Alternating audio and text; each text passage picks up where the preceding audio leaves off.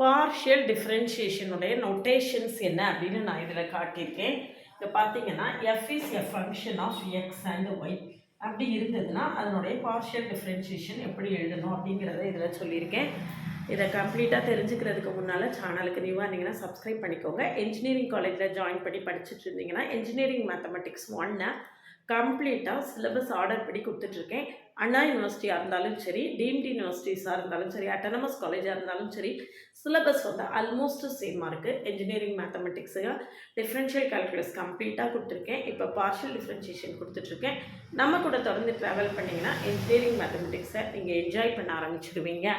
இதில் பாருங்கள், பார்ஷியல் டிஃப்ரென்ஷியேஷனில் F is a function of X and Y அப்படின்னா டோ எஃப் பை டோ எக்ஸுங்கிறது எஃப்எக்ஸ், டோ எஃப் பை டோ ஒய்ங்கிறது எஃப்ஒய், டோ ஸ்கொயர் எஃப் பை டோ எக்ஸ் டோ ஒய் அப்படின்னா டோ எஃப் பை டோ ஒய்யை எக்ஸை வச்சு டிஃப்ரென்ஷியேட் பண்ணுறோம்.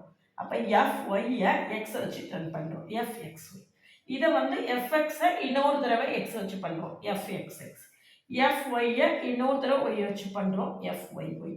அடுத்தது டோ ஸ்கொயர் எஃப் பை டோ எக்ஸ் டோ ஒய், இங்கே டோ ஒய் டோ எக்ஸ்.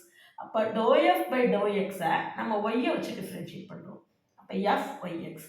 எப்போவுமே F X Y equal to F Y எக்ஸாக இருக்கும். இது ரெண்டும் எப்போவுமே ஈக்குவலாக தான் இருக்கும். நம்ம எது வேணாலும் கண்டுபிடிச்சிக்கலாம் ப்ராப்ளம் போடும்போது. இதை யூஸ் பண்ணி இதை வந்து ரொம்ப டீட்டெயில்டாக ப்ராப்ளம் சால்வ் பண்ணி சிலபஸில் உள்ள மேக்ஸிமம் ப்ராப்ளம்ஸை சால்வ் பண்ணி காட்டியிருக்கேன்.